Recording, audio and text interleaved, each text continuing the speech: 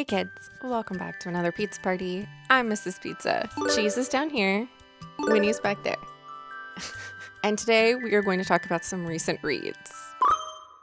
Why? Because if I wait too long, it's too many books and it's overwhelming. So I like to do this when it's a little bit shorter because nobody wants to hear me talk that long. And I am vastly underprepared for this. But I have read so many books since the last time I did a recent reads that I need to catch up, you know? I'm going to forget about what these books were about. The first book we're going to talk about is The Book That Wouldn't Burn. And this is by Mark Lawrence. This is the first book in a new series. It is the Library Trilogy. I can't really give you much about this book.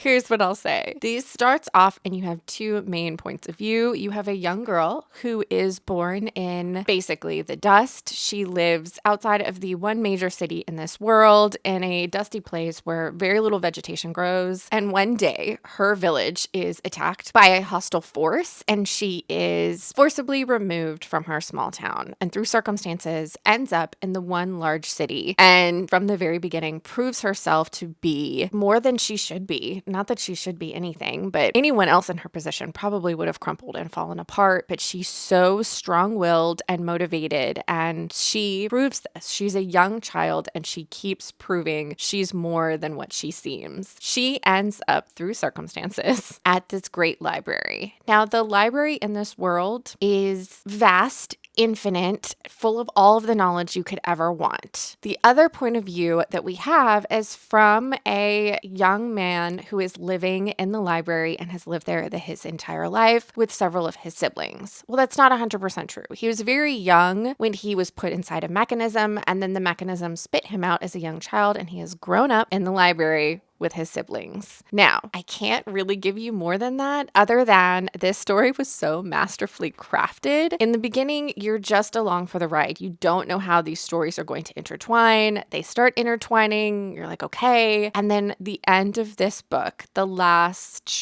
chunk of it ties everything in together so much that it makes you rethink some of the things you've thought before. There's twists, there's turns, but they're more along the lines of, I've been giving you hints all along. Why haven't you picked up on this? This world is magical. This library is magical. I love a magical library, and I really enjoyed this book. I will say, if you are on Goodreads, be careful looking at reviews of this because I unfortunately got spoiled for something because I went to mark this book on my Goodreads when I started reading it, and I think it has changed since then, but one of the top reviews at the time literally just had a spoiler in all caps. That was their review, and it was almost infuriating. I don't think they did it on purpose to spoil people, but everyone was freaking out because they're like, you just literally ruined one of the big twists. Thank you. I highly recommend this book if you like magical libraries and adventures and strong-willed female main characters and everything. It was so good. The next book I picked up after that was a complete departure. I was feeling my spooky times. I wanted something quick and spicy and Halloween inspired, and I read The Horseman of Sleepy Hollow, and this is by Rebecca F. Kennedy. And when I tell you that I have literally forgotten everything about this book already, other than I know it was 99% steam. This was just no plot, all spicy. I think I ended up giving it like a 1.5 stars.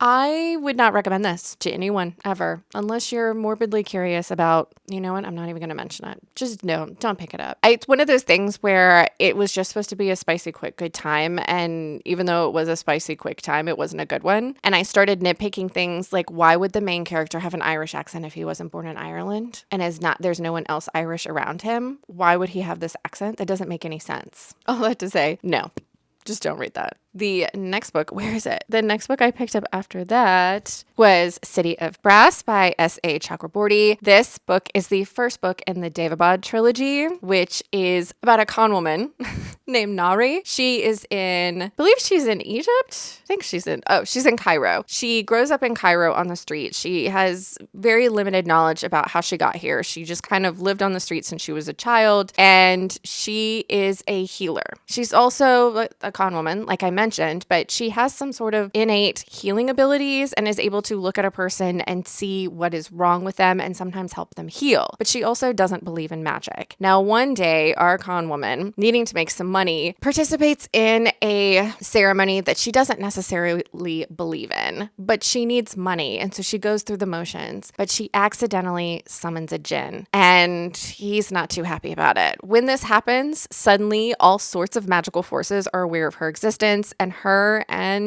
djinn are now on the run. And the goal is to get her to the legendary city of Brass, because that is apparently where she will be safe. The other point of view that you have in the story is one of the princes of the city of Brass, and from him, you're getting a lot more of the political viewpoints about the turmoil of the city, about how there's racism involved, how there's the haves and the have-nots, and how there's a lot of interesting politics going on in this book. It's really, really well crafted. It's really well done. I enjoyed the heck out of it, and I can't wait to pick up the next one. The next book I finished after that was this skinny little baby right here. This is ThornHedge by T. Kingfisher. I am a huge T. Kingfisher fan. I will read anything that T. Kingfisher writes, and so I read this book. This is not a new favorite, but I enjoyed this writer and I enjoy their take on fantasy. They tend to do more, I'm going to call it like cozy dark fantasy. Everything kind of feels darker and a little more sinister, but it's still cozy. The best way I can describe it. We are following the point of view of Toadling, and Toadling has lived outside of this tower surrounded by thorns for a very, very long time, centuries and centuries. And Toadling lives outside of this tower, and her greatest fear is that one day someone will discover the tower, because locked inside this tower is something that Toadling is trying to keep a secret. When one day a knight shows up, and Toadling has to deal with the stress of there being a knight outside of her tower. It was a fun book. I really like T. Kingfisher books because I really love the banter and the friendships that she writes, but I felt like this one didn't have as much banter as she usually does. She also loves a kooky character. I love a kooky character. With this author, she tends to put the character in the main character spot that wouldn't usually be the most traditional choice. She picks the older character, the less traditionally attractive character. She's good at kind of giving you that oddball underdog's point of view. This was a fine story. It was a good time. I enjoyed it. I will keep reading more from this author. The next book I picked up after that was The September House, and this is by Carissa Orlando. This is a haunted house story, but it is about Margaret. And Margaret lives in her dream house. And Margaret and her husband, I believe his name was Hal, moved into this dream house together and quickly found out that every September, this house goes absolutely insane.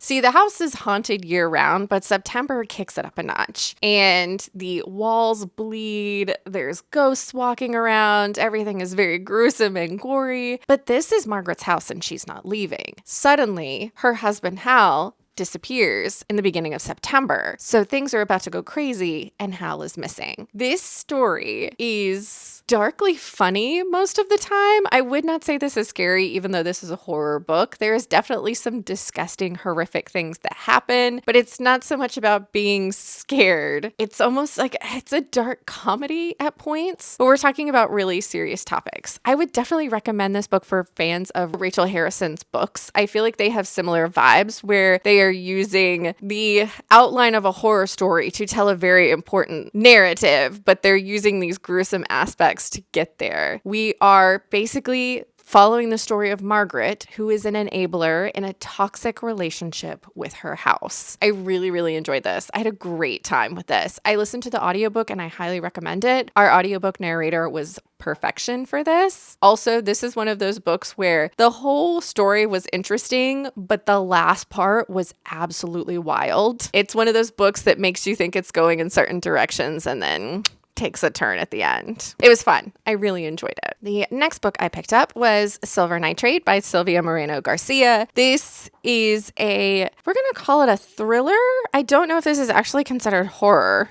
Yes, it says it's a dark thriller. This is the story of two people who have been friends since they were children. We have Montserrat. She is a film editor, and her best friend Tristan, who is a actor that has fallen from grace. He used to be really popular. An incident happened and he was catapulted out of the limelight, is how we will put it. And these two people are living in Mexico City in the 90s when they come in contact with a former cult horror director who has a film that is kind of an urban legend at this point. And he tells them that it's real, and they then go on the hunt to find this film, find out about this film. It's dealing with the occult and Nazis. This book was fine. I had a good enough time with it. Here's what I'll say. I felt like the first portion of the book kind of felt slow, and then we got to the last 100 pages and things went absolutely bananas. And I felt like if there had been a more sprinkling of the sinister, crazy, dark things in the beginning, or we got more of a slow crawl instead of a 0 to 60 mash your foot on the pedal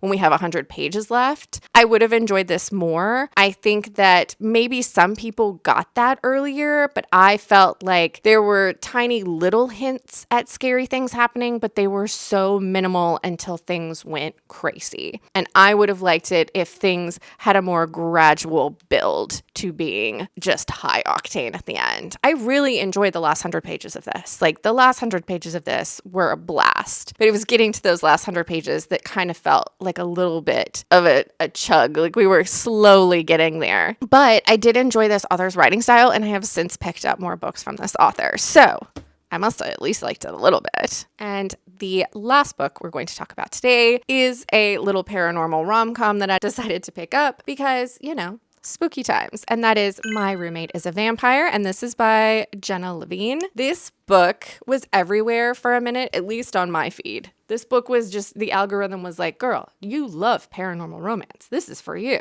This is the story of Cassie, and she is, I believe, a woman in her late 30s who just feels like she's never gotten off the ground and she needs a new place to live. Her living situation right now is the lease is coming up. She's got to go somewhere. And she sees a Craigslist ad, I believe, or some sort of ad for a roommate for someone. It seems kind of strange, but she answers the ad and ends up being the roommate to Frederick J. What was his name? Frederick J. Fitzwilliam. And he seems super debonair and dashing, but just a little out of touch with reality. And that's because Frederick is a vampire and Cassie doesn't know it. And this is him needing someone to help him acclimate to modern times because he is just stuck centuries ago. And here's what I'll say about this one. I had really high hopes for this. I also did not know this was Raylo coded, but everything is at this point. Everything is Raylo coded. If you are a Raylo fan, you are living your best life right now. And I am so happy for you. I would describe this book is if you have Linda at work. We love Linda. She's so nice. But Linda loves to read those grocery store romance books. You know what I'm talking about.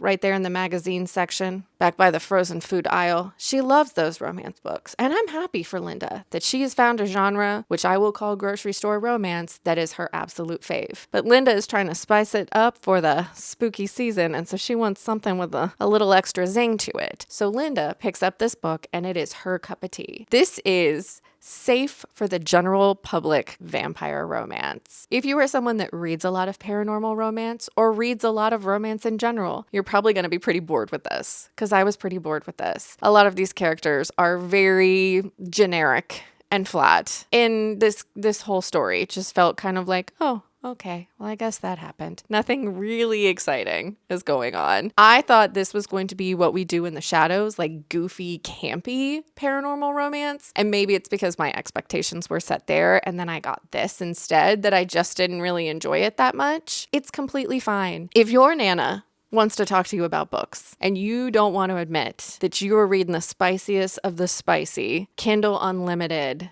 dark romance, you don't want Nana to know that about you, give her this one. She'll probably like it, This is for the general public. And I think maybe I've just read too many Kindle Unlimited or independently published, self-published romance books, because sometimes when you get a romance book like this that has been traditionally published and does feel so kind of lacking in extra character, you have to remember that we're trying to to get a wide audience on this one. And sometimes things have to be really clean around the edges. If this is something that you're really excited to pick it up. I might be wrong. It might be your favorite book. But if you're somebody that reads a lot of romance, I think you're going to kind of be disappointed in this. I'm still looking for What We Do in the Shadows, the romance. Like, I want over-the-top campy vampire romance, and I can't find it. And I need someone to give it to me. If you have found it, let me know. Let me know. Hopefully, let me know now, because I want to read it while the spooky season is happening. But that, kids, is where we're going to stop this recent reads for today. I could keep going, but nobody wants to hear me talk that long. Not even the dogs. They've been passed out this entire time. But if you had fun hanging out with me and my sleeping dogs, please subscribe. I hope you're reading good books out there, wherever you are, and I'll see you next time.